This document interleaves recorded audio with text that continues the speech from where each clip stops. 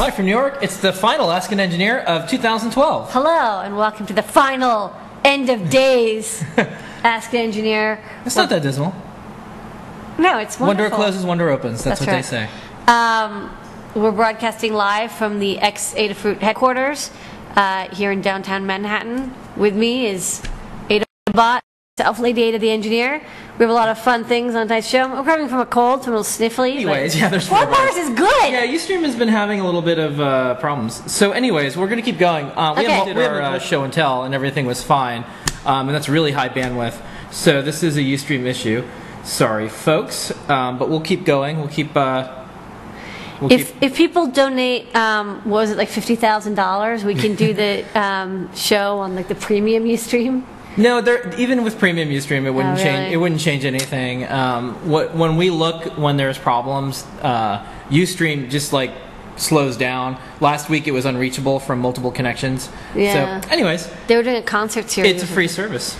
So we'll keep trying. Anyways, you gotta fight for your right to have Ask Engineer. Yeah. Well, one of the things in 2012. Speaking of, the code is 12. We're gonna do something crazy tonight, folks. 12% off everything in stock. 12% off. This kind of hurts a little bit. If we has it in the store, it's 12% off. Yeah. But only if it's in the store. Yeah. You don't get 12% off stuff at Macy's. You don't get 12% off things in the App Store. Yeah. So we're doing 12% off because this is the final show for 2012. Just the Adafruit store. Yeah.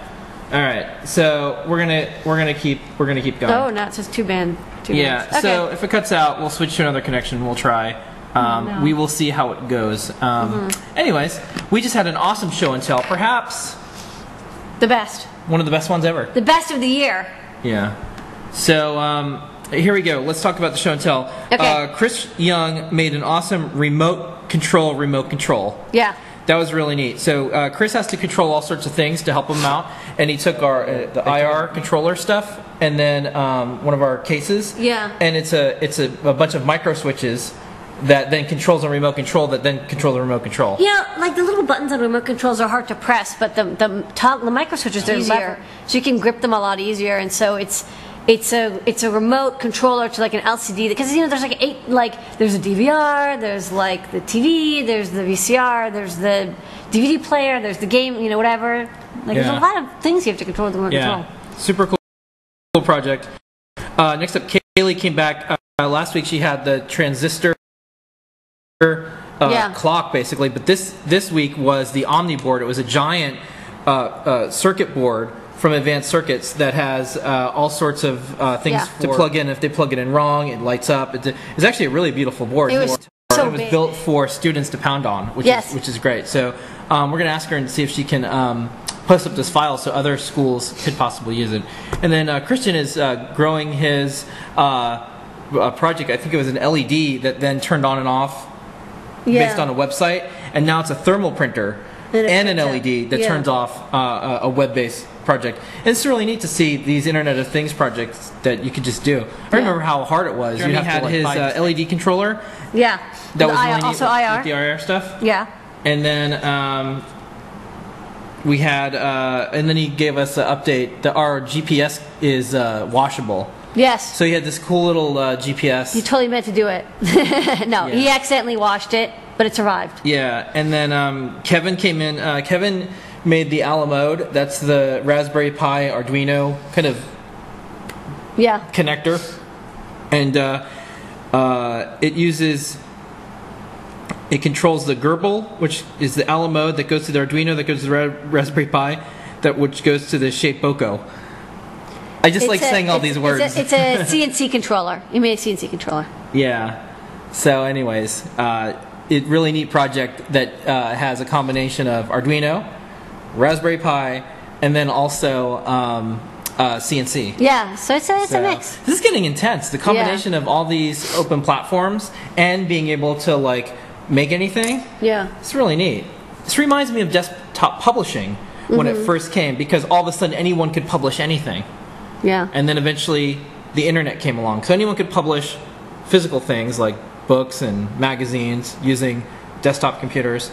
And then the internet came along, then anyone can just publish on computers. Right now, anyone can start to make like objects. Starting to, and then we'll figure out what's the next thing. Maybe they'll sell them. Yeah. Okay. Cool. All right, so let's keep moving. All participants on the show and tell will receive a show and tell sticker. Make sure you email support@adafruit.com if you're on the show, and we will send you out a show and tell sticker. We have these special stickers just for participants on the show and tell. Lady Ada, how do they get on the show and tell? Getting on the show and tell is super easy. Go to the Adafruit Google Plus page. That's plus.google.com/plus Adafruit. And look for the post where I say, hey, comment here to get added to the circle. We'll add to the circle. And then every week at around 9:15 or whatever, you will get an invite and you can join in the show and tell. Show off your awesome project. Come as many times as you want. Show as many projects as you want. Mute your mic when everyone else is talking. I don't know. Anyways, super easy. Yeah, fun stuff. Okay, let's dive in. We got a big show. This is a cool project. We will not be stopped. Yeah, we'll not be stopped by Ustream or by internet connections or anything. So this is a project that you sent me to post on the blog. This looks so tasty. So this looks like an amp, right? No. I like marzipan electronics. It's made out of electronics. This is a gingerbread amp. Yeah. Class AB. Class AB amp. Yeah. So it gets a little toasty, but that's cool. I got toasted. Yeah. Well, I like warm gingerbread, so that's good. Yeah, I like that the capacitor has the right frosting. That's right. Yeah, a frosting and marzipan and looks like licorice. Yeah. Licorice makes good cables, so looks tasty. At first, actually, I thought it was that first photo again. I actually didn't realize that. I thought that was actually a circuit board. Yeah, you can see the circuit board right next to it. Until you see the real circuit board. It doesn't look it looks pretty close. Yeah. Like, perf board kind of does look like gingerbread. Yeah, so super tasty and, of course, good sounding. All right, next up. 72% efficient. This is from John Janier. Birthday this week. The 441st birthday of Johannes Kepler. Happy birthday. Happy birthday, Kepler. Yeah. Kepler, the things that he worked on, so there was a divide between like astronomy and mathematics and physics for a while. So one of the things that Kepler did, and still to this day, we look at the rest of the universe. And when certain stars, I think, wobble, or they have a certain tendency, we could figure out via Kepler's work that there might be exoplanets. There might be planets around other stars. And if we're going to make it, we're eventually going to have to make it to the stars. So we'll be using something that someone came up with 441 years ago. I like his little neck thing. Yeah. That's cool. Yeah. Okay. Next up. We have a cool project that we posted up. This is like Thermal Printer Week. Yeah, this is Internet of Things. Yeah. Week. This is a really cool algorithmic snowflake generator using the Adafruit Internet of Things printer. So you can use this free service and generate your own snowflakes. Every snowflake is unique and pops out of the thermal printer, and you can give it to someone. So I think like the most important thing I did this year was I figured out how to draw bitmaps to the thermal printer, because like other people had figured out how to draw text to it, but if you read the data sheet, which is like a really bad data sheet, it does say like, hey, you can print bitmaps, and I was like, oh, that'd be really cool, because like if you can print bitmaps to a thermal printer, you can do drawings and QR codes. Yeah. So one of the examples that we have, and one of the things that Paint Your Dragons worked on a lot this year is getting that bitmap code to be like totally awesome, perfect. So now people can do stuff like this, like just like this drawing, and then there's like cursive fonts, and it prints just fine out of this pretty basic thermal printer. So I think it's cool that like we write a little bit of code to get people started, and then people take off with it. Yeah, that's the goal, to just do the kind of heavy lifting, so you can just get your idea out, not write a library from scratch on how to get a printer to print, but just go for your idea where, oh, I want to draw snowflakes that print out and have it as a web service. Instead of having to do the whole thing from scratch. Yeah. That's what I do all day. Speaking of Internet of Things, this is kind of a neat thing that's happened. So Atmel, vendor of microcontrollers and touch technology, is buying Osmo Inc., a provider of low-power Wi-Fi for an undisclosed amount of money. They always say that. Atmel said with this technology, it comes to Osmo to help it address wireless applications, particularly targeting Internet of Things. So that's Nimbus, our Internet of Things cloud.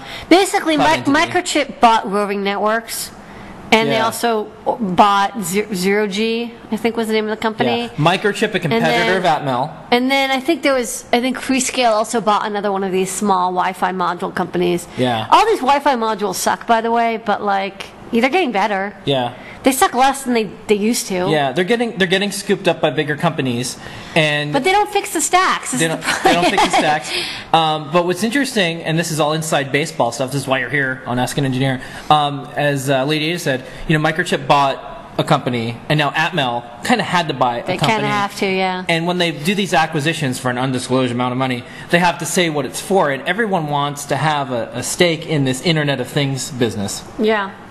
So Atmel wants to make sure that they have a module that you just add to any Atmel chip that allows you to have something on. Or it could be like they'll have an Atmel chip that has built-in Wi-Fi. Like they have Atmel chips with built-in MP3. They have Atmel chips with built-in crypto. They have Atmel chips with built-in RF stuff. So why not? What's interesting is that chip makers are trying to acquire these extra things, and then you have an effort like the Raspberry Pi, which kind of has this all built in. Yeah. And like $35. So it's interesting to watch everything kind of go where all-in-one is the destination. Yeah. Anyways. I hope one of them writes a Wi-Fi module that can handle bridge connections. Okay, you've heard it here first. That's a bounty. Yeah. If you make it, we'll buy it. Yeah. All right. Or response to my text support emails. Yeah. Next up.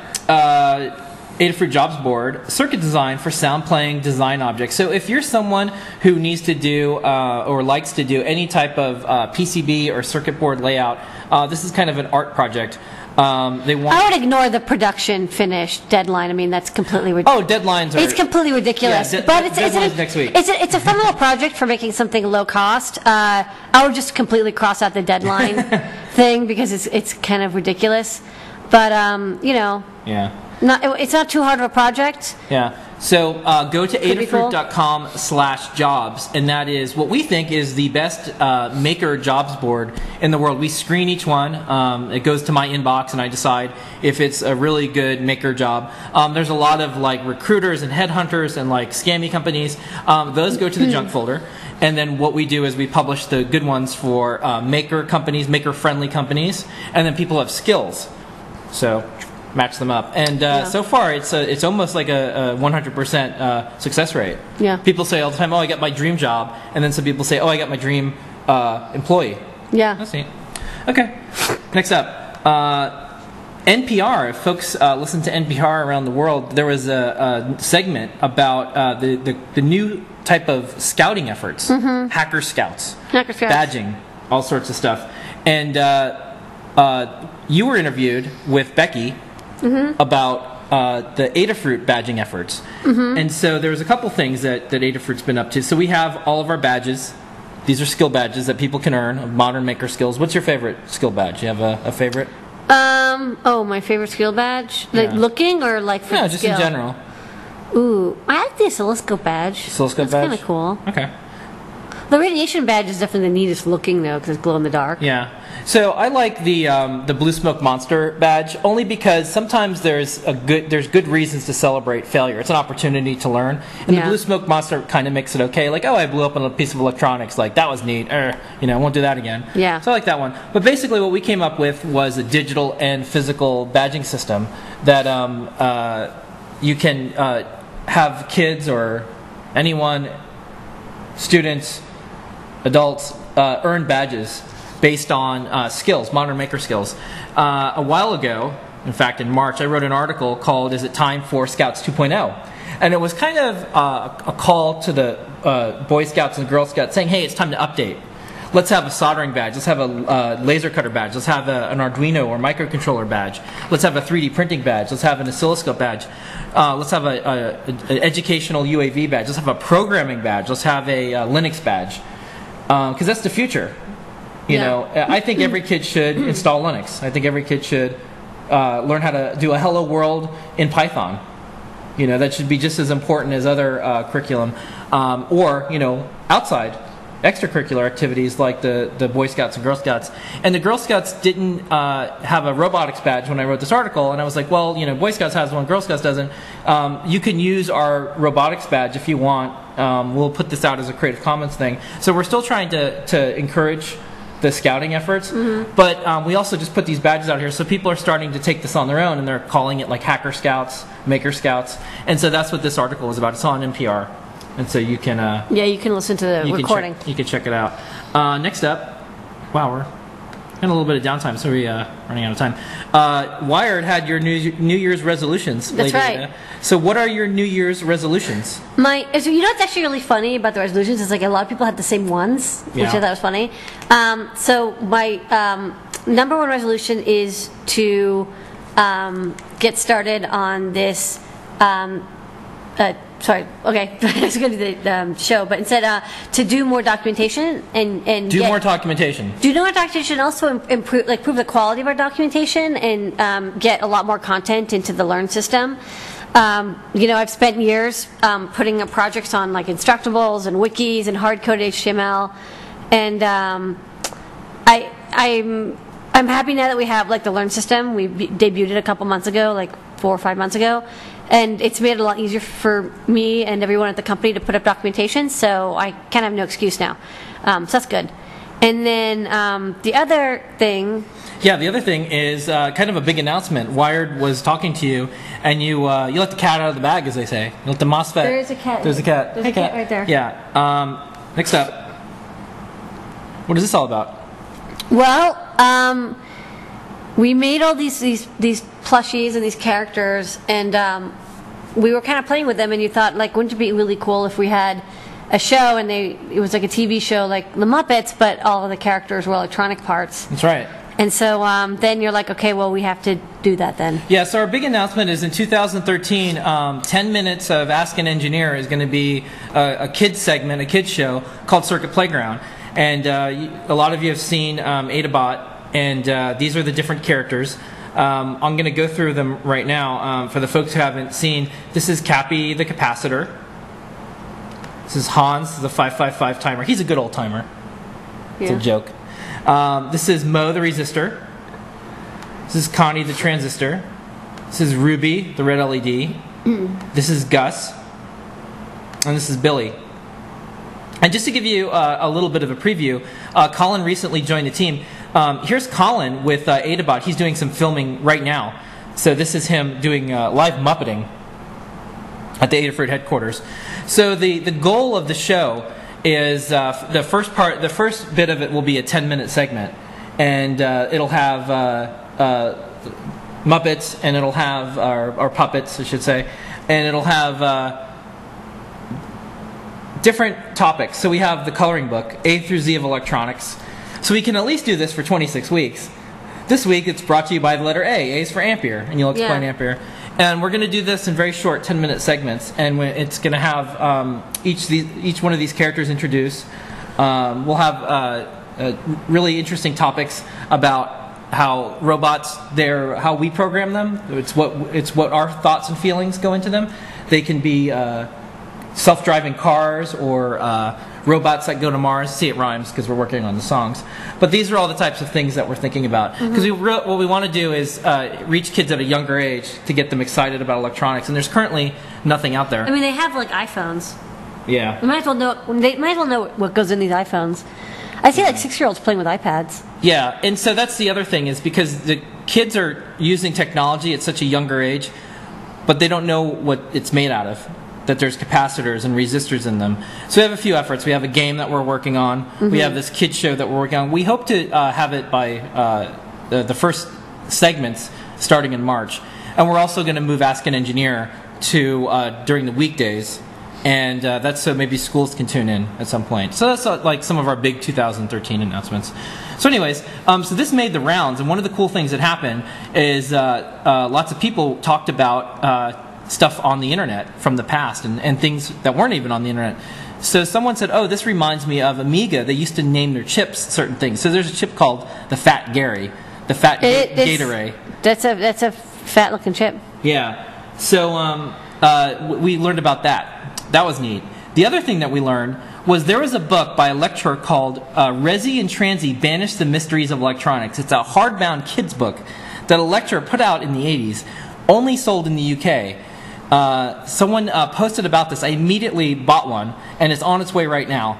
So we'll show it on a future show. I've never heard of this, and I thought I'd heard of like every unbelievable. So that's kind of neat. Okay, so moving right along. Okay. Makey Monday, every Monday on the Adafruit site. We look at Makey projects. So we touch a banana. Yeah, every more week, cowbell. Yeah, every week we do that. This week, just a big wrap up of Adafruit. It was like a gift guide that we did, but we reposted it. Matt reposted it with all these interesting things that you can do with the Makey Makey since people have it for the holidays. Okay, now. cool. Yeah, that's neat. Including your conductive banana. Yeah, that's one of the Becky's projects. Next up, here's Packet.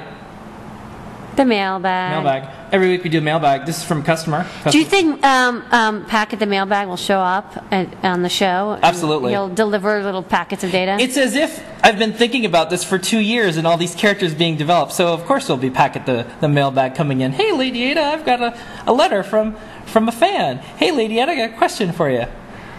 All right, I'm gonna have to get my puppeteering skills up. Yeah, you just have to be you. I'm like the human. Yeah, you're the human in this one. Okay, you and Colin will. We have a team. Muppeteer. We have a team. All right, so this is for the mailbag from Packet. Your store is growing on me. You stock wonderful items. Your page layouts are wonderful. I learn a great deal just shopping on your site, David. Awesome, thanks, David, and thanks, Packet. Thank you, Packet. Zoom. Okay. Next up, we have to rush because it's. Yeah, we're gonna rush. We're gonna go real fast. Okay, on Google Plus Community, I only have one quick thing. Make sure you sign up on the Google Plus Community page. It's a new part of our Google Plus efforts. Right now, we're clocking in at almost 30,000. We'll probably do some type of thing, like we'll do a giveaway or a contest or something. We're almost there. 29,000 people. Really cool projects being shared, including a green cat. Yeah.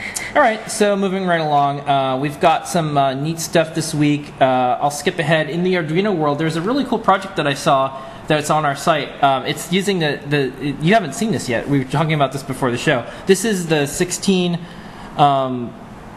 channel servo PWM board that you get. And this is a light up Monopoly board. Yeah, look at this thing. That's a nice Monopoly board. Yeah, so what it is wherever you put the pieces, it lights up. Oh, that's nice. Yeah, and you can connect how many LEDs or could you do? Well, you can connect 16 individual LEDs per board, but then you can chain like 70 boards or something. You can connect up to 1,000 LEDs. Yeah. With individual PWMing. So that's neat. I like this idea of making board games into electronics projects because there's that's kind of. You can enhance them in really neat ways. Like Monopoly, like you could have it play a sound, you could have it light up. Kind of neat.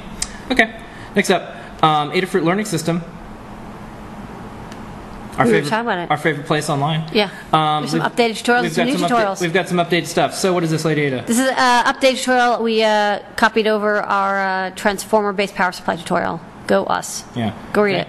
And then new tutorial that just got added today. Yeah, Bill Earl wrote this awesome tutorial on how to make a triple protection lockbox. So you need a key code and a fingerprint match. So there's no way anyone's going to chop off your finger and get into your secret box. Yeah, this is advanced stuff here. Yeah.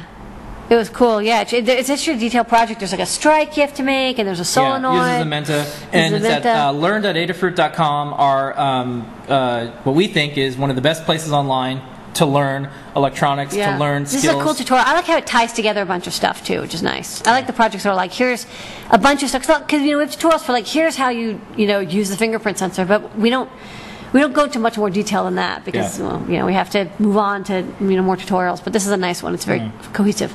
Okay, next up.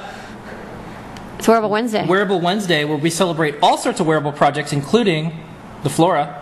So let's first go to some projects that we liked around the web. I like this one. This is an RFID sleeve for phones. So depending on what sleeve you put it in, it will change the phone to say, hey, I want it to be a Wi-Fi hotspot now. Or hey, I want it to be silent. Yeah, really neat. The other thing this week, Becky posted her best, her picks of the best wearable projects of 2012. It's a fantastic lineup. Projects from some of our favorite makers out there. This is a prom dress, really fun. Also included some of our favorites. Here's one from Phil. Everybody remembers this one. Hey, is it time to scare kids yet? This is a glove for folks who have vision impairments with distance sensors. Yeah. All sorts of cool stuff. And then Becky posted up a really cool video for Wearable Wednesday. New tutorial. Yeah, for the Adafruit Flora snaps. So we're going to watch that right now. Welcome to Wearable Wednesday here at Adafruit. Today we're tackling a common wearables question, which is how do you make the board easily removable for use in multiple projects or in case you want to wash your garment. And I'll show you one solution, which is snaps. We carry these super tiny 5mm snaps because they're the perfect size for the pads on the Flora, because you wouldn't want them bumping into each other.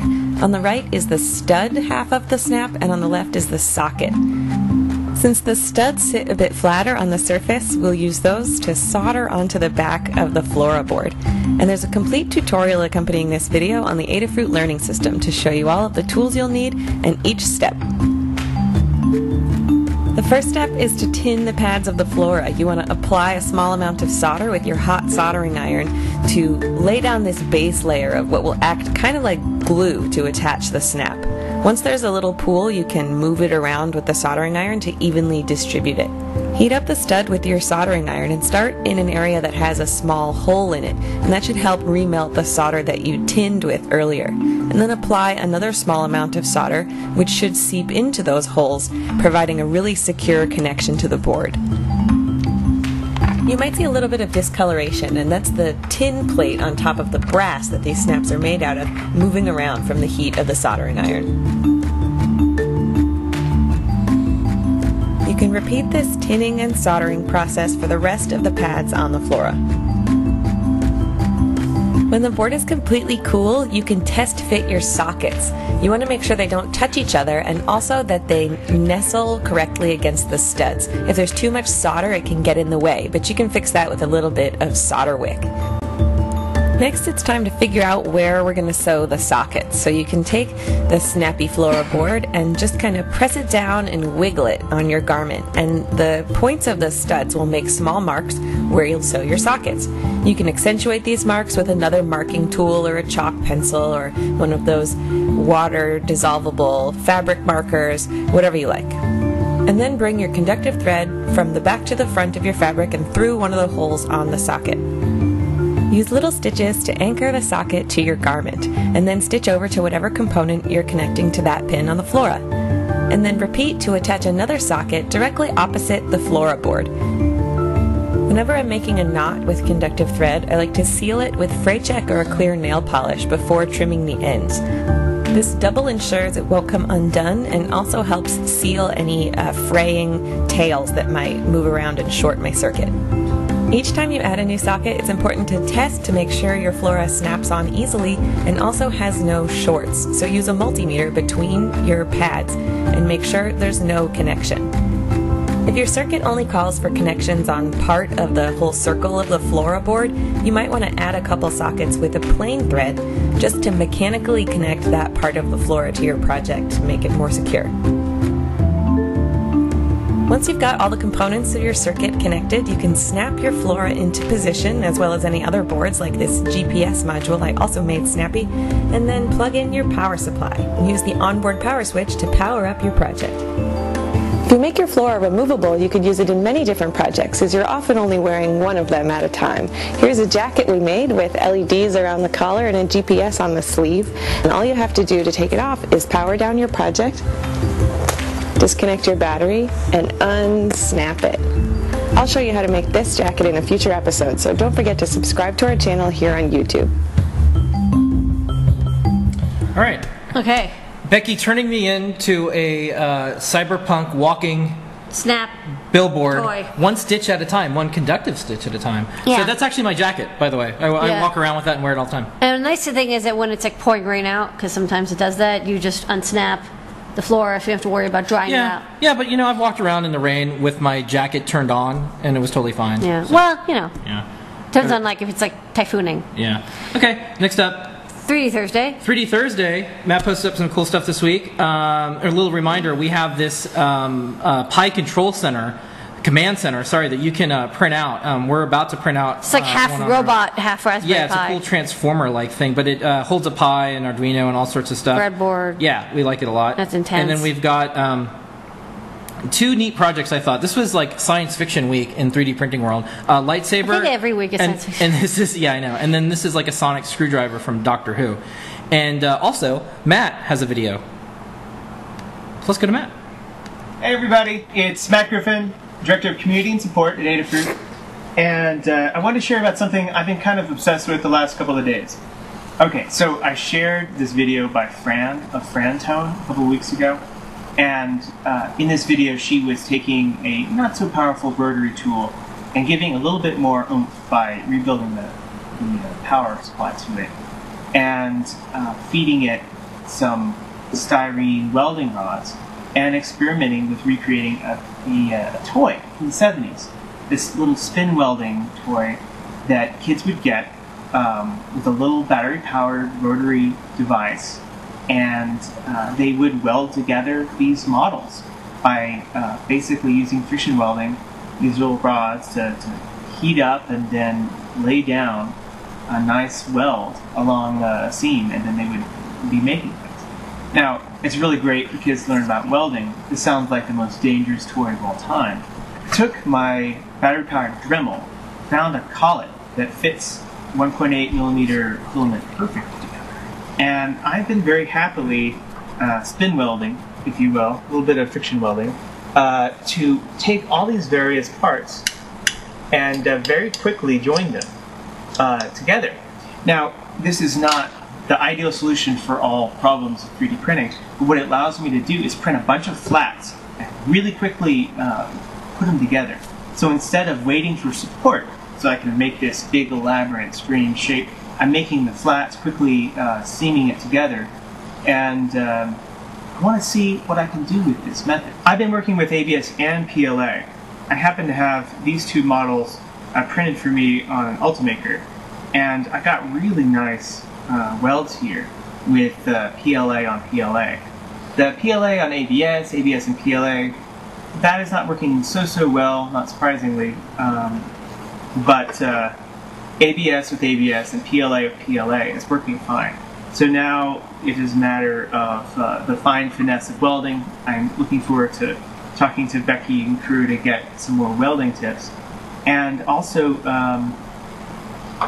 coming up with a logic of how the parts fit together so that I can offer something that a way to quickly put together two parts that you want joined together, but you don't want to print them in one part. One last thing to leave you with. Even though this doesn't seem quite as dangerous as welding in other forms, like metal welding, etc., it is dangerous. You really must use eye protection if you're going to experiment with this. Hey everybody, it's Matt Griffin. Okay. Next up, we have Pi Day. Big day in the world of Raspberry Pi. Every Friday we post up a ton of Raspberry Pi projects. There's way too many. It's a little crazy. This week in Pi Day, there was 12 days of Pimas. I guess got Pi Christmas. And they're doing an auction, and Adafruit is involved with this. So you can buy a Model A, and each time one of these is sold, money goes to charity. So our charity, and we're contributing some of the gear, was Engineers Without Borders. And then there's a ton of other great charities. So check out raspberrypi.org. Also, as you said before, it is thermal printing week. This was a Raspberry Pi thermal printer. And then another project that we really liked was, during the holidays, people light up a candle each day. Yep. Depending on the holiday day it is. And so this is a really neat project that, depending on the day, it's an electronic candle lights up. Oh, that's nice. Isn't that nice? Yeah, I like how they're like, they actually look like candles a little bit too. Much safer. Yeah. All right. Next up, I'm going to skip around a little bit. We're going to go through this one really fast, and then we're going to do new products, and we're going to try to answer a couple questions. Every Tuesday, we do Time Travel Tuesday, where we go back in time. So, Lady Ada, because we've published so much stuff throughout the years. That's right. And then before that, I was publishing on Make, and then before that, I was publishing on Hackaday. I've been blogging on my blog. You've been blogging. Before we migrated, Lady Ada, before Adafruit. Yeah, we migrated LadyAda.net to Adafruit. So we have posts going all the way back to like 10 years now. And what's neat is to look back each year to see where the maker movement was. Yeah. To see where you were, to see where I was. Yeah. To see where everybody was. Yeah. So last year we had taken some photos of some Arduinos together to make this like Arduino Christmas tree. Someone also made a really cool Ice tube clock mod. Yeah. That's intense. We went to where was this at? It was this was down Rockefeller Center. Rockefeller Center. We tried to turn off all the TVs, and they had firmware in the TVs that said cannot be turned off by remote control. We were not the first ones to come up with this idea. Yeah, that was like 2009. 2008, we laser etched some gear for Engadget. They came by and did a little photo shoot and video. Mm-hmm. We also made MakerBot made a watch. Yeah, I put this together. Speaking of watches, yeah. And then we also did live shipping. This is back when Ask an Engineer was running off a webcam off a shipping station. Yeah. The year before that, I think this was 2006 maybe, you released the Wave Bubble on Christmas Day. That's right.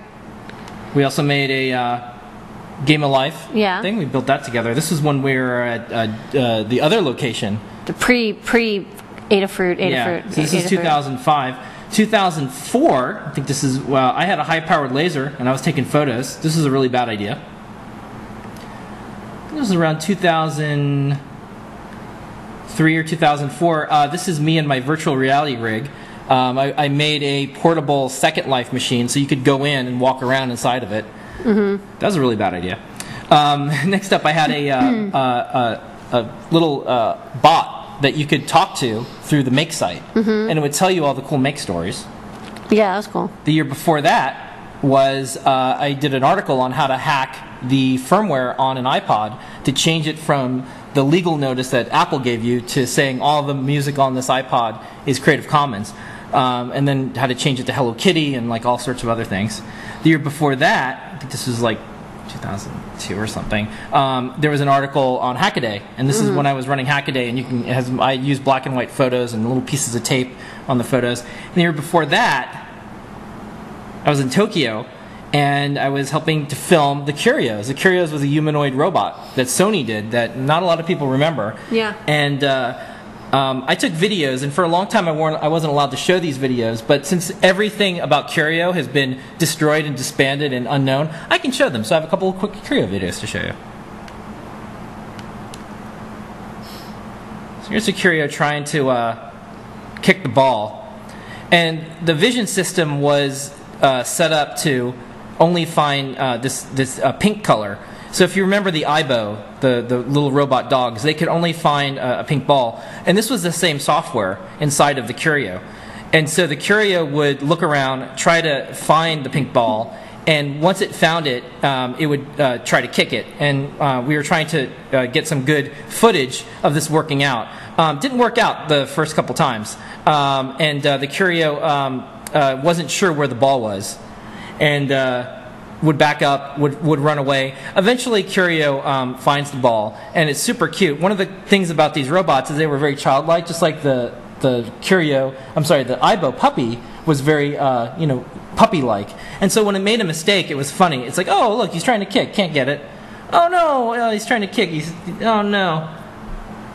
What? Hey, and then little Curio's marching along. Sometimes they make mistakes. They have to stop.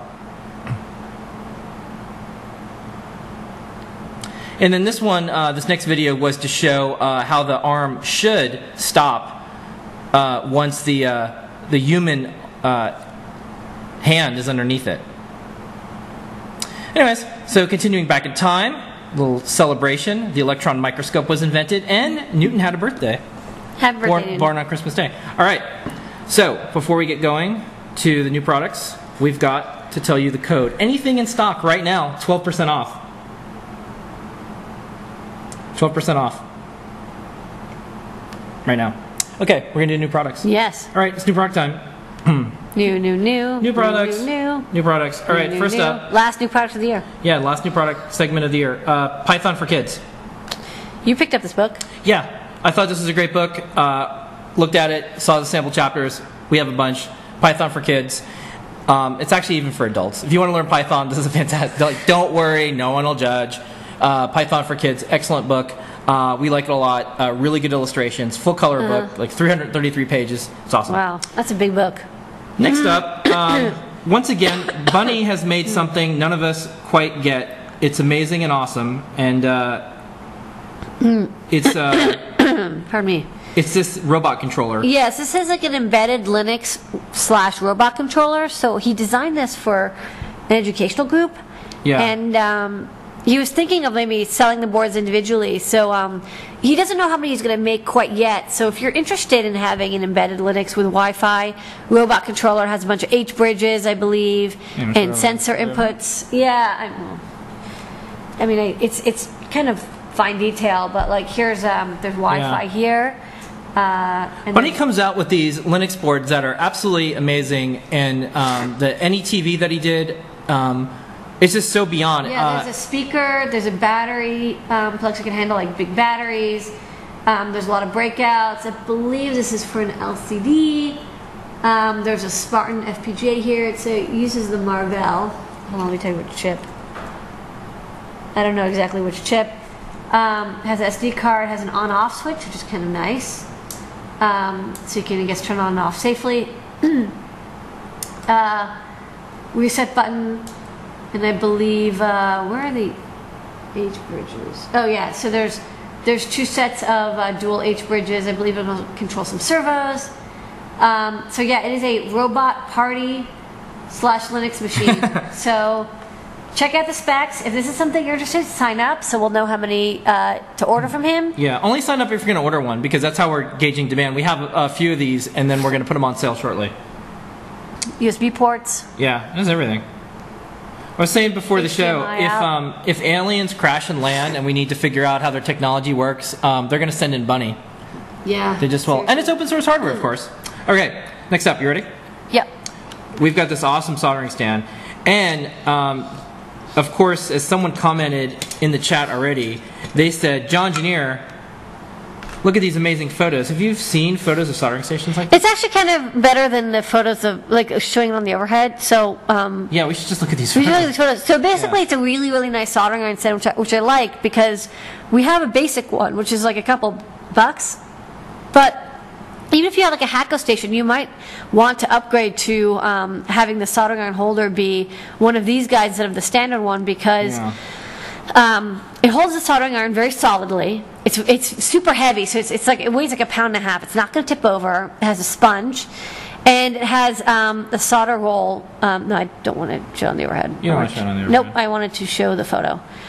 It holds a roll of solder, so that, you know, and it has a little like guide that you can feed it through, so you can pull solder and it won't like bind up and stuff. And there's a little handle you can pick it up as well. So yeah, it's kind of nice. It's super cool. So here it is. These beautiful photos. Okay, next up, we only got 2 more, and then we're going to try to do some it was a short day because, you know, everyone's on vacation. Yeah, these are really neat. These are super handy. So if you have SMD chips, you can turn them into breadboard friendly chips. Yeah, that's exactly what's going on. Look at all these great photos too. Look at this. So we just put these in. They come in a pack of 3.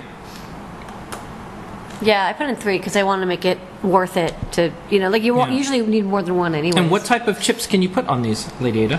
Well, this one is for, well, that's not focused right.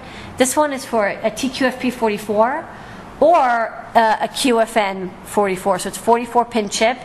And this one is for sort of the larger 10 millimeter, 10 millimeter by 10 millimeter chips. Wait, hold on, let me try to pick this up. So the chip can fit right over it. You can solder it in, and then you can put header in. And this one is a 0.7-inch spacing. On that back is a QFN, a little tougher to solder, but we put a thermal pad in the middle, or a self-centering pad. Each pin is labeled with a number. It's kind of hard to see here, but you can see very clearly in the photos. And then we also have a version. And before, these used to be super expensive out there. Yeah, often they're really expensive, and so I don't know exactly why. I mean, because I know why. Because there was no other choice. Well, the PCBs only cost like $1 each, so there's no reason it should be. Yeah, like, but it should be like $6 per. No, they had a hostage market, and because people needed these, and there was like no one running boards or like servicing the market. They just overcharged. So we think better. If you get ones from DigiKey, they're like $20 somehow. Yeah. Anyways, so this one is 32 pin, and I work a lot with like little like Atmels and stuff, and so this is kind of a standard size for Atmel chips and stuff. So this is the 32 pin. So it fits diagonally, and this one is 0.6 inches, so it actually will fit into a socket. Also, if you want to use it in a socket, although it's a 32-pin socket. Lots of folks out there get sample chips, and they just don't have anything to put them on. They can now do that. Yeah. So this is also QFN on the back, 32-pin QFN, and then 32-pin QFP on the front, and then every pin is labeled still, and it's nice and it's solid and it's easy to use. And then we have like 20 more breakout designs that I have to send out, but we're starting with these two. I'll show them side by side. Okay. So we have more coming, and someone had a request to extend the pads. Well, you can extend the pads, but after a certain while, it becomes easier to bridge them. So there is, they're extended somewhat, but not. We try to make it reasonable, so you can solder it with a fine pitch iron, but if the pads are too long, they are more likely to bridge, and also you can't fit it on a board. Could you paste and bake these? Yeah, you could do that. You could do that. Okay. You can drag solder them. Great. Okay. And then last product of 2012 here. You got a little breakup board. What do you do here? This is a simple one. So this is sort of the sister. I can actually just talk about it because this photo is much better than the overhead. This is a sister to the other I2C based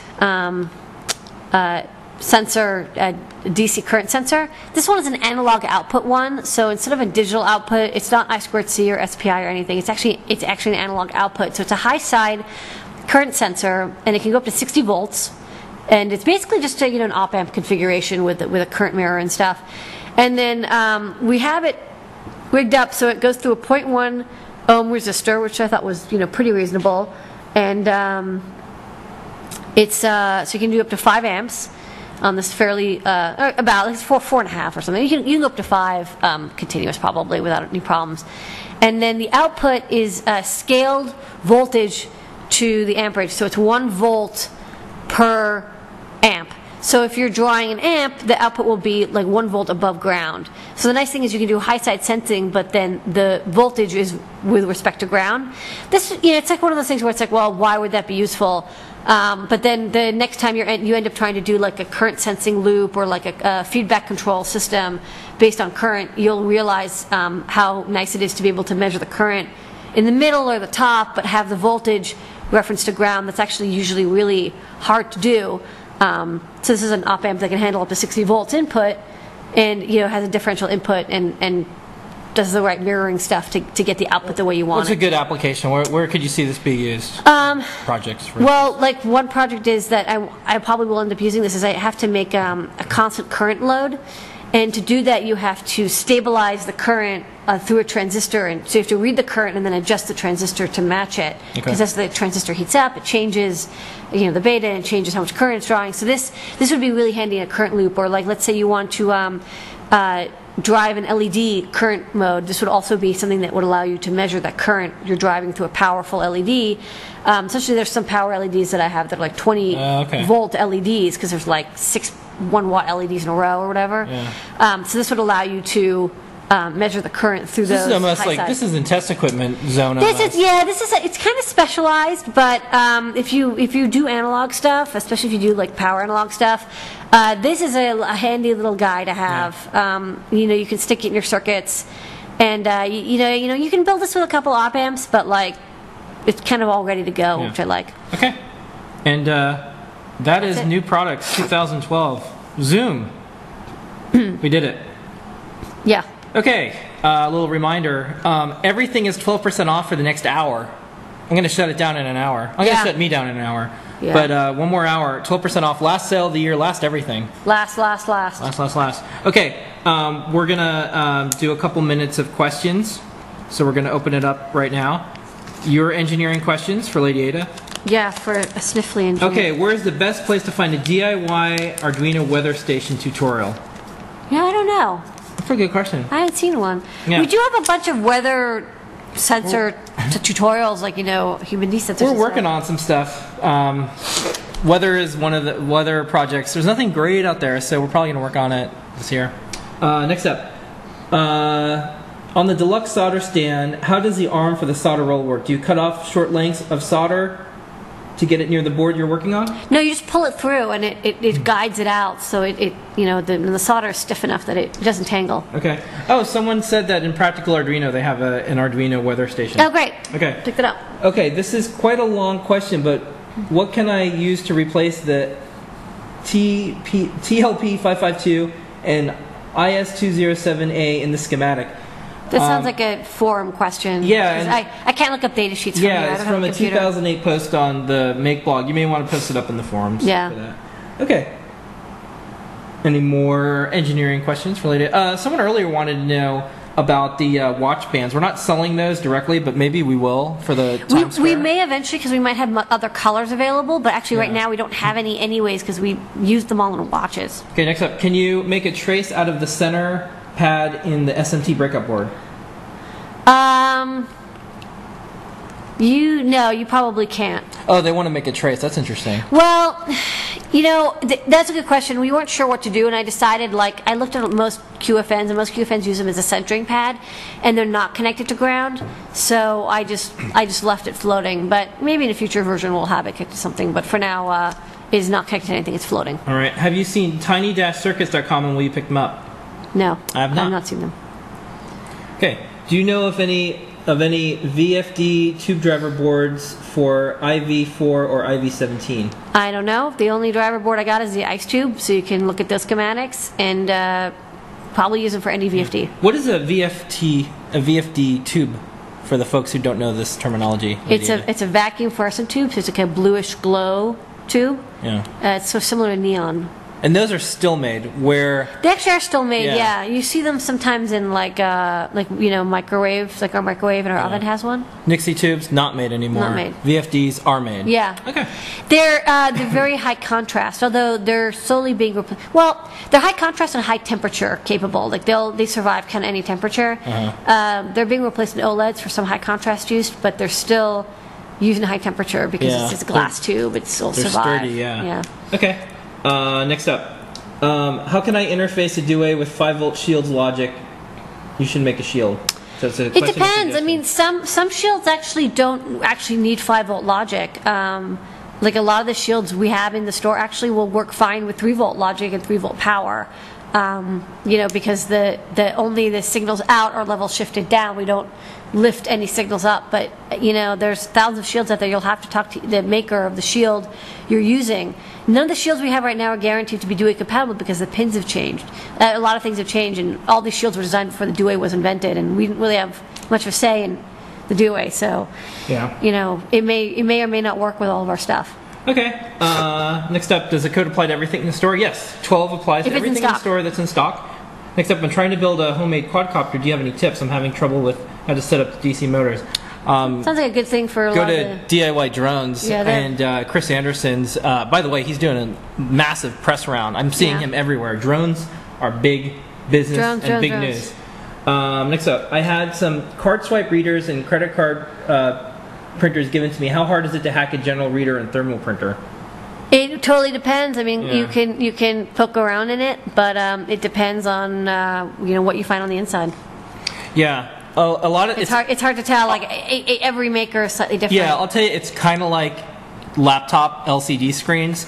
Everyone wants to just interface it like, oh, it's a screen. I should just be able to plug it in. It's always hard. Yeah, they're all different. It's always complicated. There's always weirdo drivers and connectors and it's tough. Then there's nothing published. Yeah. Usually the older the equipment, the better. Yeah. We should wrap that. Yeah. No, we told George that we're going to do a couple minutes extra because we were down for the Eastern. No, it's checking. So. Cat's waiting patiently. Yeah. All right. Any more questions before we wrap up? Ask an Engineer for 2012? I don't think so. All right. It's going to be trivia question time. Before we do that, thank you everyone for an awesome 2012. Yes. This has been a fantastic year. This has been the best year of Adafruit. Yeah. Best year ever. Best year ever. And thank you everyone who's watched the show, stuck through any technical challenges like Ustream going down, and also thank you for supporting us with your comments, your participation, and your purchases. Yeah. That's what fuels Adafruit and feeds MOSFET. Trivia question time. Yeah, MOSFET's happy. Trivia question. Lady Ada, what are the rules? Rules are if you've won anything ever on the trivia, in the trivia question on Ask a Jeer, you can't enter. We only allow one winner per lifetime. So sit on your hands or go make yourself a hot chocolate or something. Yeah. What's the prize? The prize tonight is going to be an Arduino Micro. Okay. Yeah, we have an Arduino Micro. It's the board that is co-designed with Adafruit, one of our favorite Arduinos. It's super tiny. It's the smallest Arduino. Smallest Arduino. We really like it. But not the least loved.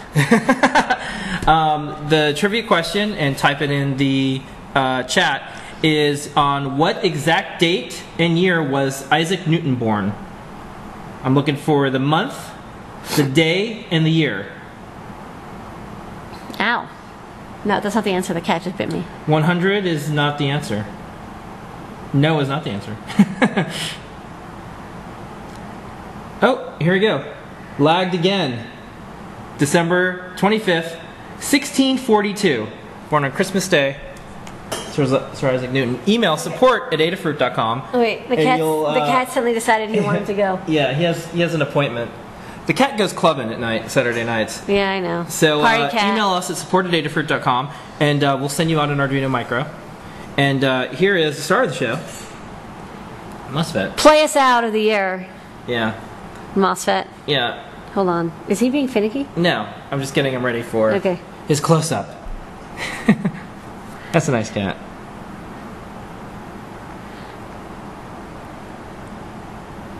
And there he is. That's a good cat. Why is he looking to the side all the time? Yeah, because that's his good side. He knows which side looks good. Yeah. Okay. And that is MOSFET. So thank you everyone for a fantastic year. Thank you, Paint Your Dragon, and Becky, and John, and George, and I think everyone else. I think that's all the folks from our staff watching tonight. Thank you everyone for watching the show. We'll be back 2013. next week. We'll see everyone next year. Big year, 2013. We have lots of ambitious plans. We want to do a lot of cool stuff. We want to delight and entertain all of you out there, and we also want to put more value back in the world than we take. So that's kind of our theme. That's one of the quotes from Tim O'Reilly that we like to talk and celebrate and I know, repeat. this was quite a year. This is a year. We're exhausted. But with that, here is your moment of Zener. Happy New Year, everyone. Happy New Year. Meow.